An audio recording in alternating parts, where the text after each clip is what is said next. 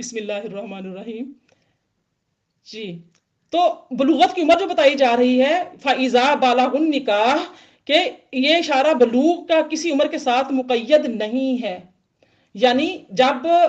بچہ سمجھدار ہو جائے، بالغ ہو جائے، اور بالغ کی جو عمر ہے وہ 15 سال ہے، یا وہ جو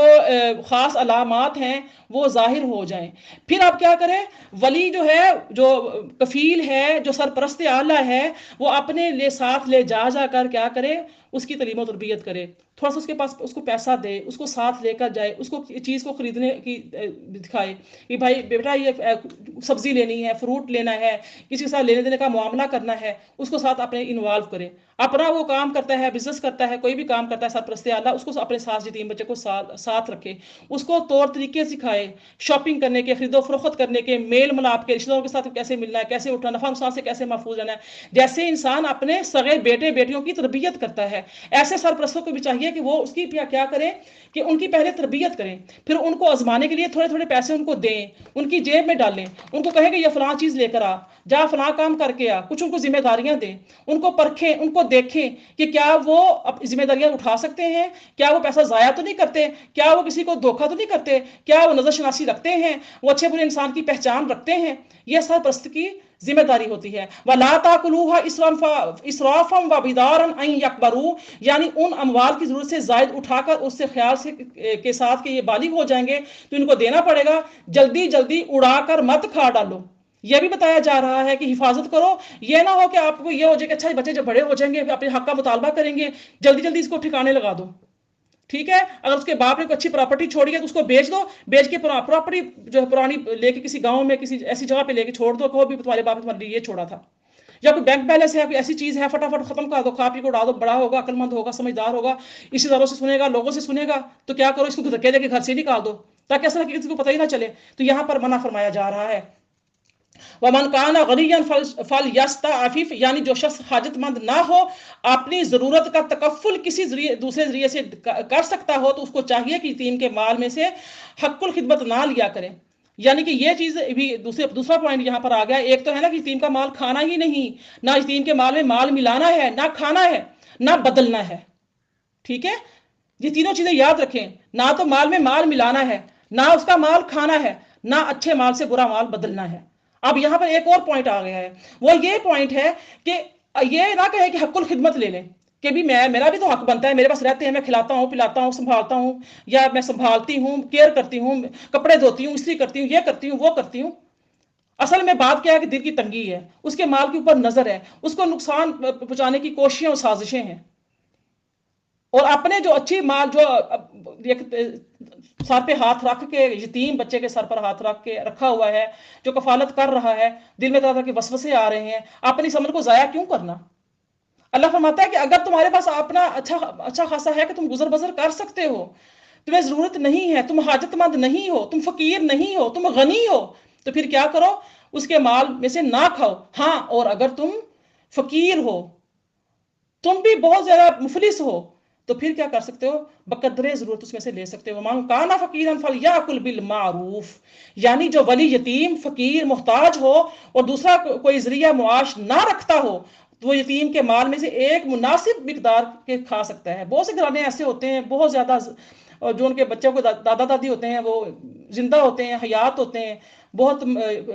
یعنی کہ کمزور ہوتے ہیں، ناتواں ہوتے ہیں، بے کس اور لاچار ہوتے ہیں، اور جوان بیٹا فوت ہو جاتا ہے، کوئی کفیل بھی نہیں ہوتا، تو دادا بھی بڑی محنت مزدوری کر کے، لوگوں کے گھروں میں کام کر کے، چھوٹا موٹا کر کے وہ اپنا کماتے ہیں، یا کوئی پینشن مل رہی ہوتی ہے. آج کل کے مہنگائی کا دور ہے. اللہ تعالیٰ کی ذات نے ہر طرح کا حل دے دیا اور ہمیں بتا دیا کہ اللہ تعالیٰ سے ڈر کے فیصلہ کرو، جو بھی معاملہ کرو اللہ سے ڈر کے. تو ایک تو مال کو ملاؤ نہ، کھاؤ نہ. دوسرا یہ ہے کہ اگر کرنا پڑے، اگر تم فقیر ہو، مفلس ہو، غریب ہو، کمزور ہو، ناتواں ہو، لاچار ہو، کچھ بھی ہو، تم کھانا چاہو تو پھر اس میں ضرورت کے مطابق تم لے سکتے ہو، زیادتی نہیں کرنی. پھر فرمایا فَإِذَا دَفَعْتُمْ إِلَيْهِمْ أَمْوَالَهُمْ کس کا مائک بہت ڈسٹربنس ہو رہی ہے مجھے. ایک تو یہاں مسائل ہیں تو مائک اوپن کر کے تو پھر کیا ہے. بسم اللہ الرحمن الرحیم. ارشاد فرمایا فَإِذَا دَفَعْتُمْ إِلَيْهِمْ أَمْوَالَهُمْ فَأَشْهِدُوا عَلَيْهِمْ وَكَفَى بِاللَّهِ حَسِيبًا یعنی جب آزمائش کے بعد یتیموں کے اموال ان کے سپرد کرنے لگو تو चंद नेक लोगों को गवाह बना लिया करो। कल भी गवाही की बात आई थी, जब भी कोई लेन देन करो तो क्या करो, लिख लो, लिख लिया करो, गवाह बना लिया करो। तो यहां पर भी यही हो गया कि अब बच्चों, जब बच्चे जवान हो गए, बलूगत को पहुंच गए, अब उनकी इमामतें उनके सुपुर्द करनी है, तो अब क्या करो, चंद लोगों को जो नेक लोग हों, परहेजगार हों, उनको गवाह बना लो, ताकि आइंदा किसी किस्म के झगड़े की सूरत पैदा ना हो। और याद रखो, अल्लाह ताला के हिसाब में हर चीज है। वकफा बिल्लाहि हसीबा। जो मैंने तुम्हें हिसाब बताया है कि यतीम के माल की ऐसे ऐसे केयर करनी है, ऐसे ऐसे हिफाजत करनी है, अगर तुम नहीं करोगे ना, लेकिन अल्लाह पाक के पास यतीम का जो हिसाब है वो जमा है ना, वो तो सारा बैंक बैलेंस उसका जानता है, तो वो हिसाब ले लेगा। अल्लाह ताला बेहतरीन हिसाब लेने वाला है। वाकफा बिल्लाहि हसीबा फरमाकर, यानी कि आवाम जो है, जितने भी आम और खास हैं, उनकी तवज्जो दिला दी है कि जिसे अल्लाह के मुहासबे का ख्याल हो वही नाजायज माल से बच सकता है। नेक्स्ट इरशाद होता है,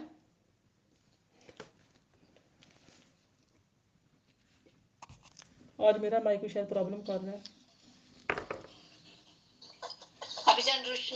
पता नहीं किसका माइक, मुझे मैं बहुत परेशान, यकीन करें, मुझे किया हुआ इतना, मैंने कान मेरे बज रहे हैं ना, ये माइक किसने, आप बंद कर दें इसका माइक। अभिजान रुशना है, उनका नहीं हो रहा मेरे से।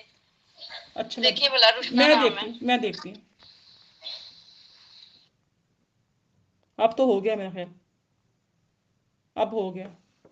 पता है, ये खवातीन बच्चों को माइक दे देती हैं खैर से। बिस्मिल्लाहिर्रहमानिर्रहीम। ये इशाद क्यों, ये डराया क्यों गया, वकफा बिल्लाहि हसीबा, कि अल्लाह ताला जो है वो बेहतरीन, वो अल्लाह ताला हिसाब लेने वाला है। क्यों, कुल्लु नफ्सिन जायकातुल मौत,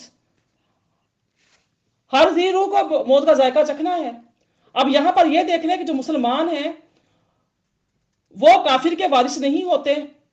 गुलाम आका का वारिस नहीं होता,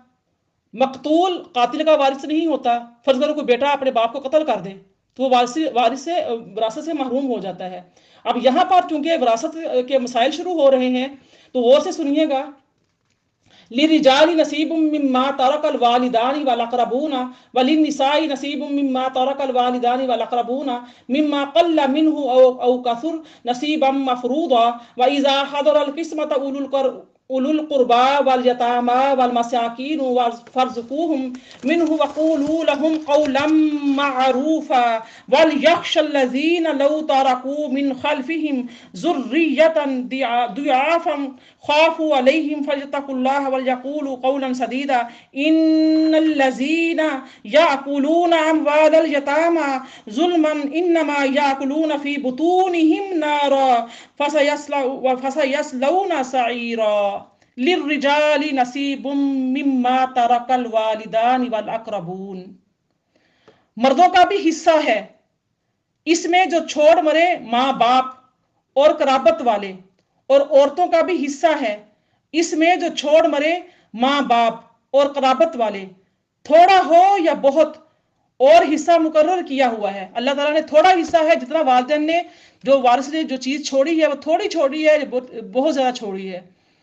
लेकिन अल्लाह ने हिस्से मुकर्रर कर दिए हैं। मिकदार नहीं देखी जाएगी, देखा जाएगा कि जितना माल छोड़ा है उसमें जो अल्लाह ने मुकर्रर कर दिए हैं, उनको सामने रखकर जो वारिस होंगे उनको इनका हिस्सा दिया जाएगा। इसलिए फरमाया थोड़ा हो या ज्यादा हो। वाइजा हदरल किस्मत उलुल कुर्बा वल यतामा वल मसाकीन, और जब हाजिर हों तकसीम के वक्त रिश्तेदार और यतीम और मोहताज, तो उनको कुछ खिला दो इनमें से। क़ूलू लहुम क़ौलन मारूफा, या फिर उनको कह दो कि उनकी बात, कोई भी मकबूल बात कह दो। यहाँ पर बताया जा रहा है कि जो मर्द है उसका एक हिस्सा है और औरत के दो हिस्से हैं, ठीक है। और जो कराबत वाले हैं उनके बारे में भी सारा जो है बता दिया गया है कि जो अरब थे, अरबों का ये जो नौबत आई है, ये नौबत क्यों आई है कि अरब तो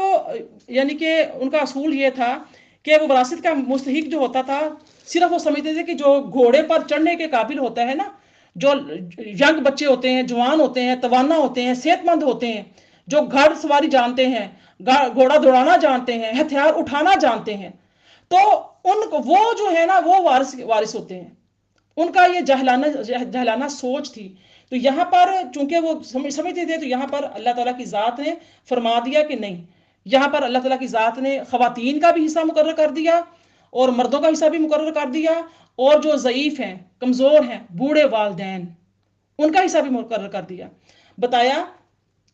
कि हज़रत जो ओस बिन साबित हैं उनका इंतकाल हुआ और 2 लड़कियां एक लड़का, नाबालिग और एक बीवी वारिस छोड़े, मगर अरब कदीम के दस्तूर के मुताबिक उनके 2 चचाजाद भाइयों ने आकर मरहूम के पूरे माल पर कब्जा कर लिया। ये हज़रत ओस बिन साबित थे, उनके साथ वाकया पेश आया था जिनके तजादुल में ये आयतें नाजिल हुई हैं। और औलाद बीवी में से किसी कुछ ना दिया, तो उनके नज़दीक औरत मुतल्लिकन मुस्तहिक वारिस होती ही नहीं थी। समझा ही नहीं जाता कि औरत को वरासत दी जाए। औरत को तो आपने क्या किया, आकर शिकायत की, उनकी औरत ने आकर शिकायत की नबी करीम सल्लल्लाहु अलैहि वसल्लम से कि मेरे जो देवर हैं उन्होंने मेरे साथ ये मामला किया है कि मैं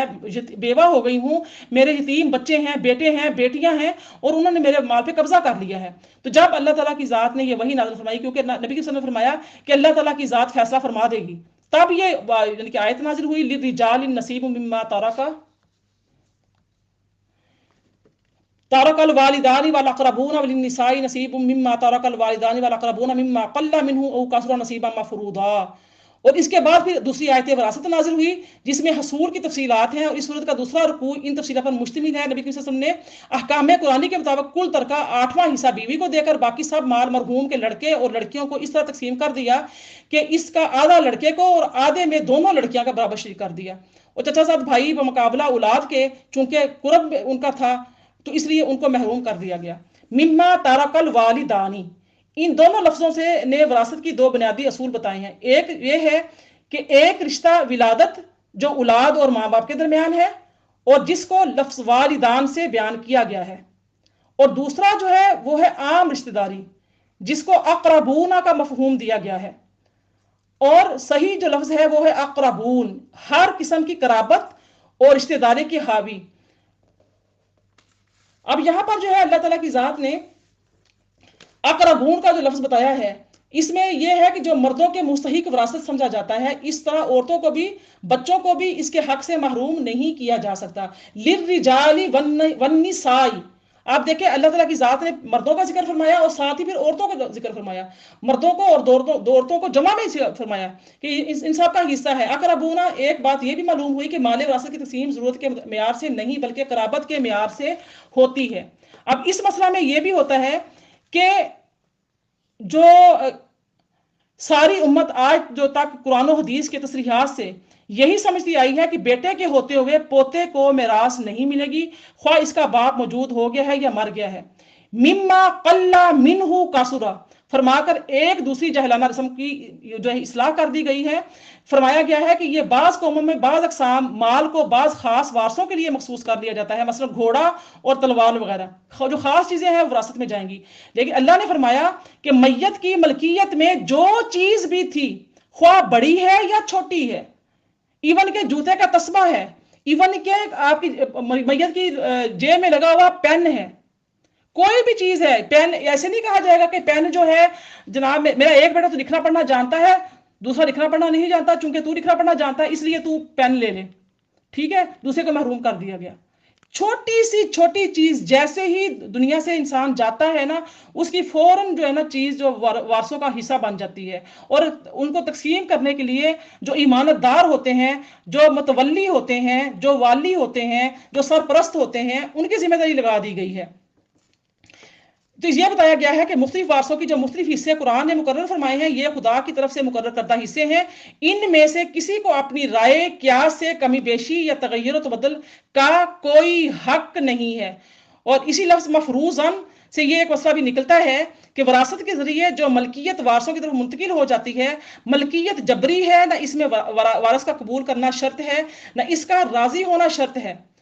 अब जैसे होता है ना कि लड़कों को हिस्से दे दिए जाते हैं, लड़कियों को महरूम कर दिया जाता है, ठीक है, और क्या होता है, नीयत क्या होती है, नीयत ये होती है कि हमारा मेका है, यही आना जाना है, भाइयों से हिस्सा मांग लिया तो लड़ाइयां हो जाएंगी, फसाद हो जाएगा, दिल बुरे हो जाएंगे, दफा करो छोड़ो क्या करना है। और भाइयों को भी शर्म नहीं आती, वो भी कहते हैं ठीक है मेरी बहन जो है ना आके मेरे नाम ही लगा दे तो अच्छी बात हो जाएगी। तो यहां पर जो है कह दिया गया कि अल्लाह पाक का ये हुक्म है, अल्लाह पाक से डरो, अल्लाह पाक ने ये कानून बना दिया है, इसके कानून की पासदारी करो, इसके कानून की हिफाजत करो, उससे तुम्हें हिस्से दे दिए हैं, तुम्हें देने ही होंगे, तुम दिल से दो या बेदिली से दो, तुम्हें मालिक बनाना ही होगा। दूसरी बात इसमें है कि यानी कि कुरानी निज़ाम की खूबी खुशरूबी यह है کہ ایک طرف تو خود قرآن ہی کا بتایا ہوا ضابطہ ہے کہ اقرب کے مقابلے میں ابعد کو محروم کیا جائے، یعنی کہ جو بہت قریب ہے اس کو دیا جائے، یہ تھوڑا دور کا ہے اس کو نہ دیا جائے۔ وَإِذَا حَضَرَ الْقِسْمَةُ أُولُو الْقُرْبَى وَالْيَتَامَى وَالْمَسَاكِينُ فَارْزُقُوهُم مِّنْهُ وَقُولُوا لَهُمْ قَوْلًا مَّعْرُوفًا۔ جب وراثت تقسیم ہو رہی ہو، جب یتاماں کو ان کا حق دیا جا رہا ہو، جب جو بیوائیں ہیں ان کو ان کا حق دیا جا رہا ہو، تو قریبی جو رشتے دار ہوتے ہیں بہت قریب کے، جیسے پھپھیاں ہیں، چچا ہیں، خالائے ہیں، ماموں ہیں۔ یہ خالائے ماموں کا تو آگے جا کے آئے گا، جو ددیال میں اگر مرد مار گیا ہے، بچوں کا باپ فوت ہو گیا تو ددیال زیادہ قریب ہے۔ اگر پھپھیاں یا ایسے یعنی کہ چاچا پاس ہیں، موجود ہیں اور وہ فقیر ہیں، تو کیا کرو، اس کو ان کو اس مال میں سے جو تقسیم کیا جا رہا ہے بطور تحفہ، بطور عطیہ ان کو دے دیا جائے، ان کو بتا دیا جائے کہ یہ آپ کا وراثت میں حق نہیں ہے، یہ حق تو ہماری اولاد کا ہی ہے، چونکہ آپ بھی ان کے قریبی ہیں، رشتے دار، آپ ہمارے بچوں کے چچا ہیں، پھپھو ہیں، تو ہم آپ کو دے رہے ہیں۔ یعنی کہ میراث کی تقسیم کے وقت اگر کچھ دور کے رشتے دار یتیم مسکین جمع ہو جائیں، یا ان کا کوئی حصہ ضابطہ شرعی سے اس میراث میں نہیں ہے، تو ان کو جمع ہونے سے تم تنگ دل نہیں ہونا ہو، بلکہ جو مال خدا تعالیٰ نے تمہیں بلا محنت عطا فرمایا ہے اس میں سے بطور شکرانہ کچھ عطا کر دو، اور غنیمت جانو کہ خرچ کا ایک اچھا موقع مل رہا ہے، اس موقع پر ان لوگوں کو کچھ نہ کچھ دے دینے سے ان دور کے رشتے داروں کی دل شکنی اور حسد کا ازالہ ہو جائے گا۔ اس میں مرنے والے کا پوتا بھی آ گیا ہے، اس کے چچاؤں، ان کی پھپھیوں کو چاہیے کہ ان کو اپنے حصے بخوشی دے دیں۔ وَقُولُوا لَهُمْ قَوْلًا مَّعْرُوفًا۔ اگر یہ لوگ اس طرح تھوڑا سا دینے پر بھی راضی نہ ہوں بلکہ دوسروں کے برابر حصے کا مطالبہ کرنے لگے، تو چونکہ ان کا یہ مطالبہ قانون کے خلاف ہے،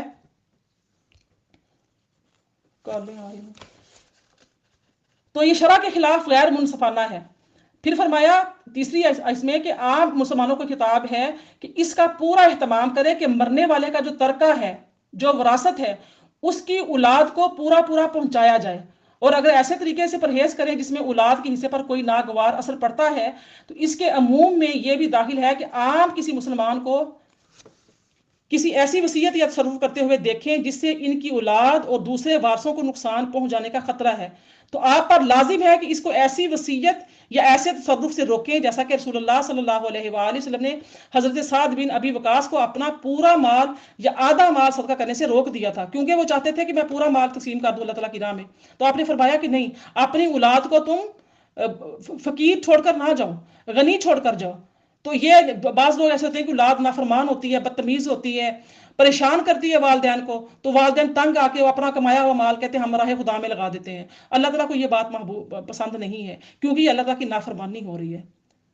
اللہ تعالیٰ نے چونکہ حصے مقرر کر دیے ہیں، ہم نے ان کے وہ حصے دینے ہیں، اور ہم نے کیا کرنا ہے کہ اس ایمانتوں کی حفاظت کرنی ہے، اللہ پاک کے حکم کی پیروی کرنی ہے۔ تو فرمایا کہ جو یتیم کا مال کھاتا ہے وہ کیا کرتا ہے، مال میں ناجائز تصرف کرنے والوں کے لیے وعید بیان کر دی گئی ہے کہ یہ شخص ناجائز طور پر یتیم کا مال کھاتا ہے، وہ اپنے پیٹ میں جہنم کی آگ بھر رہا ہے۔ یعنی یتیموں کا مال ناحق کھانا ایسا ہے جیسے کوئی پیٹ میں آگ بھرے، کیونکہ اس کا انجام بالآخر قیامت میں ایسا ہی ہونے والا ہے۔ بعض روایت میں ہے کہ یتیم کا مال ناحق کھانے والا قیامت کے روز اس حالت میں اٹھایا جائے گا کہ پیٹ کے اندر سے آگ کی لپیٹیں اس کے منہ، ناک اور کانوں اور آنکھوں سے نکل رہی ہوں گی۔ رسول کریم صلی اللہ علیہ وسلم نے فرمایا کہ ایک قوم قیامت کے روز اس طرح اٹھائی جائے گی کہ ان کے منہ آگ سے بھڑک رہے ہوں گے۔ صحابہ کرام رضی اللہ تعالیٰ نے عرض کیا یا رسول اللہ، یہ کون لوگ ہیں؟ تو آپ نے فرمایا کہ کیا تم نے قرآن میں نہیں پڑھا ان الذین یاکلون اموال الیتامی ظلما؟ نہیں پڑھا کہ جو یتیم کا مال ناحق کھائے وہ دار حقیقت جہنم کی آگ میں ہوگا؟ تو اس وقت اس کو آگ یعنی کہ محسوس اگر نہیں ہوتی، وہ کہتا ہے میں کیسے آگ کھا رہا ہوں، میں تو اچھے بچے بڑے کھانے پینے کھا رہا ہوں، ٹھیک ٹھاک ملا ہوا ہے، نہیں، حقیقت میں وہ اپنے پیٹ کے اندر آگ بھر رہا ہے۔ تو یہاں پہ احرج مال الضعیفین المرأة والیتیم، میں تم کو خاص طور پر، حدیث مبارکہ ہے کہ دو ضعیفوں کے مال سے بچنے کی تنبیہ کرتا ہوں، تمہیں خبردار کرتا ہوں۔ دو ضعیف، ایک ضعیف کون ہے؟ عورت۔ ضعیف سے مراد یہ نہیں کہ بوڑھی 100 سالہ کی، بیوہ لے لو مراد، بیوہ، اور دوسرے یتیم، کیونکہ ان لوگ یہ بیچارے لاچار مجبور ہوتے ہیں، تو ان کے لیے منع کر دیا گیا ہے۔ تو سورہ نساء کے جو پہلا رکوع تھا اس میں شروع سے آخر تک یتیم کے احکام ہیں، फिर यतीम के अमवाल की निगहदाश्त रखने की, फिर उनके बाद इनके माल को अपना माल ना बनाने की, फिर विरासत में मिले हुए अमवाल से इनको कुछ हिस्सा देने का हुक्म फरमाया गया, और बड़ा हो जाने के डर से इनका माल उड़ा देने में जल्दी करना, यतीम लड़कियों से निकाह करके महर कम कर देना, इनके माल पर कब्जा कर लेना, ये सब आया है। फिर आखिर में फरमाया कि नाहक यतीम का माल खाना पेट में आग के अंगारे भरना है, क्योंकि इसके पादाश में मौत के बाद इस तरह के लोगों के पेटों में आग भर दी जाएगी। लफ्ज या कुलूना इस्तेमाल फरमाया और यतीम का माल खाने पर वईद सुनाई गई, लेकिन यतीम का माल हर इस्तेमाल खाने पीने में हो या बरतने में हो, सब हराम और बाइसे अताबो अजाब है। फिर फरमाया कि जो शख्स वफात पा जाता है तो उसके माल के हर हिस्से और हर छोटी बड़ी चीज के साथ हर वारिस का हक होता है। तमाम चीजें वहां पे रख दी जाती हैं। ये नहीं होता कि इवन के जो फोतगी पे लोग आते हैं उनको उस जो बंदा इंसान फोत हो गया है, जो बच्चों का बाप फोत हो गया है, उसके माल में से उन मेहमानों पर जो फोतगी पे आए हैं उन पर खर्च करना भी हराम है, क्योंकि अब ये इमानत हो गई है, वारिस मर गया है, बच्चे यतीम हो गए हैं, घर की खातून बेवा हो गई है,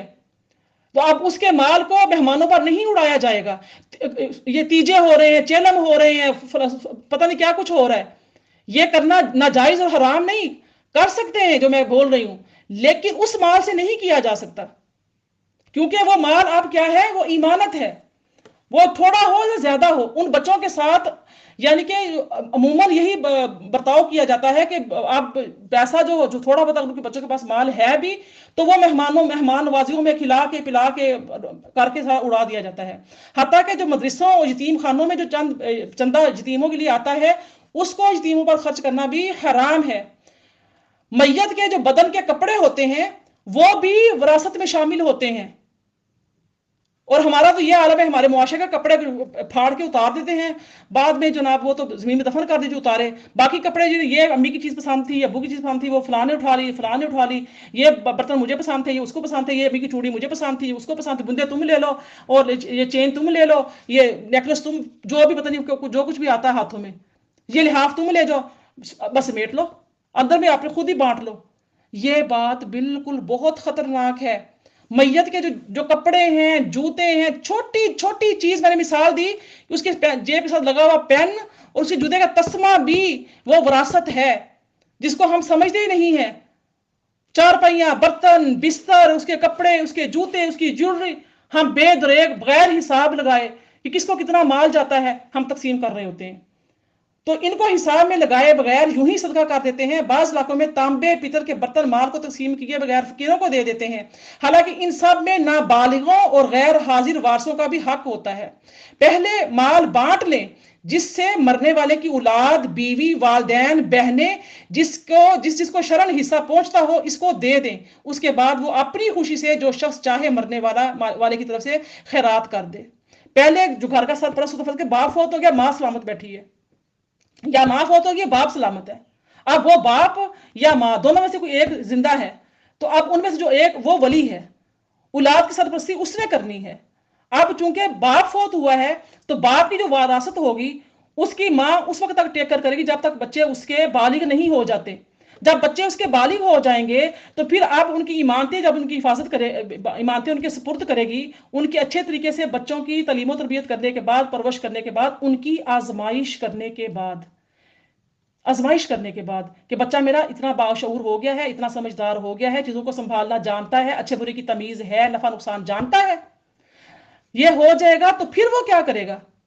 अब उनकी इमानतें उनके सुपुर्द करेगी, हिफाजत होगी। ये नहीं होगा बस बच्चे तो भी छोटे छोटे थे, कोई पुफियां ले उड़ी, कोई चचा ले उड़े, किसी को अपनी मर्जी से मोहल्ले वालों को दे दिया, मेके में भेज दिया, इधर दे दिया, उधर दे दिया, तो ये बात इंतहाई खतरनाक है। नाबालिग की इजाजत के बगैर भी एतबार नहीं है। अगर बच्चा माँ के पेट में है, अभी वो पैदा नहीं हुआ, बाप फोत हो गया है, उस बच्चे की पैदाइश का क्या किया जाएगा, इंतजार किया जाएगा। ठीक है, कि पता नहीं बेटा है या बेटी है, कंफर्म नहीं है, अगर आजकल तो पता चल जाता है, लेकिन फिर भी बाज़ खबर झूठी भी हो जाती है, तो उस वक्त तक विरासत के माल को तकसीम ना किया जाए, रोका जाए। कुछ बच्चे बालिग हैं, कुछ बच्चे नाबालिग हैं, जो बालिग हैं और जो नाबालिग हैं, बालिग बच्चों को बालिग का उनका माल का मालिक बना दिया जाए, जो नाबालिग है उनके माल की हिफाजत की जाए। میت کو قبرستان لے جاتے وقت جو چادر جنازے کے اوپر ڈالی جاتی ہے، یہ تمام فکس، یہاں سے میں آپ کو مسائل موٹے موٹے بتاتی چلوں گی، وہ کفن میں شامل نہیں ہے۔ اس میت کے مال سے خریدنا جائز نہیں ہے،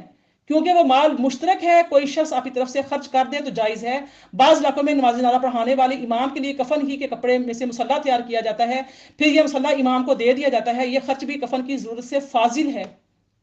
اور ورثے کے مشترک مال میں سے اسے خریدنا جائز نہیں۔ پھر بعض جگہ میت کے غسل کے لیے نئے برتن خریدے جاتے ہیں، پھر ان کو توڑ دیا جاتا ہے، یا پھر نئے برتن خرید کر کسی اور کو دے دیے جاتے ہیں۔ تو گھر کے جدہ برتنوں سے غسل دیا جا سکتا ہے، کیوں نہیں دیتے غسل؟ اب کیا مرتے ہی پہلے تو جند جان تھا، سب کچھ تھا، باپ تھا،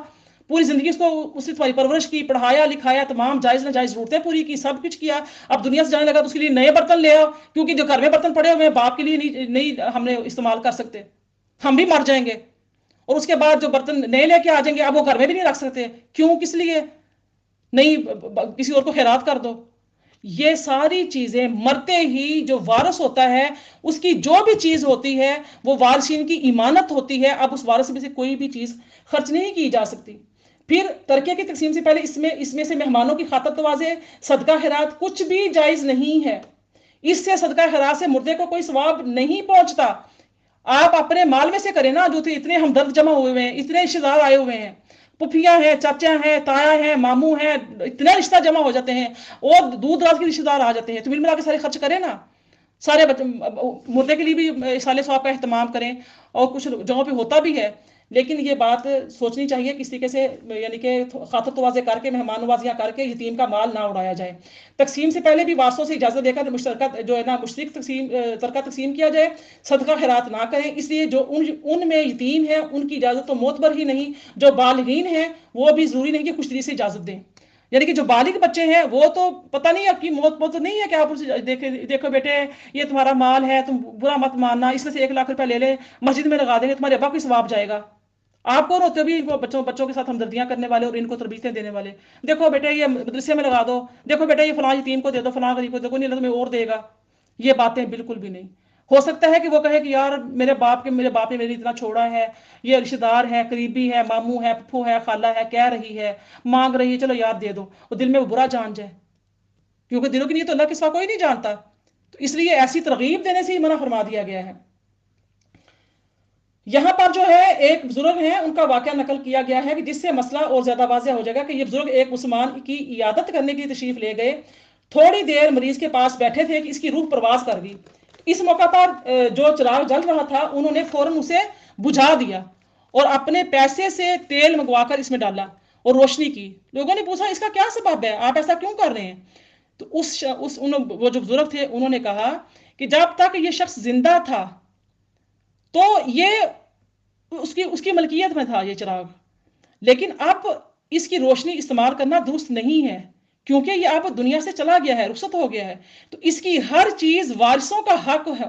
لہذا سب وارثوں کی اجازت ہی سے ہم یہ چراغ استعمال کر سکتے ہیں، اور وہ سب یہاں موجود نہیں ہیں، لہذا ہم اپنے پیسوں سے تیل منگوا کر دیں گے۔ دیکھ لیں کہ کتنی پرہیزگاری ہوتی تھی۔ اب آگے ارشاد ہوتا ہے یوصیکم اللہ فی اولادکم للذکر مثل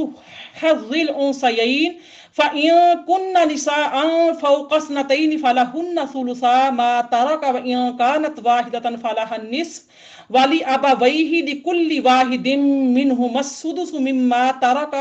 إن كان له ولد فإن لم يكن له ولد وورثه أبواه فلأمه الثلث فإن كان له إخوة فلأمه السدس من بعد وصية يوصي بها أو دين آباؤكم وأبناؤكم لا تدرون أيهم أقرب لكم نفعا فريضة من الله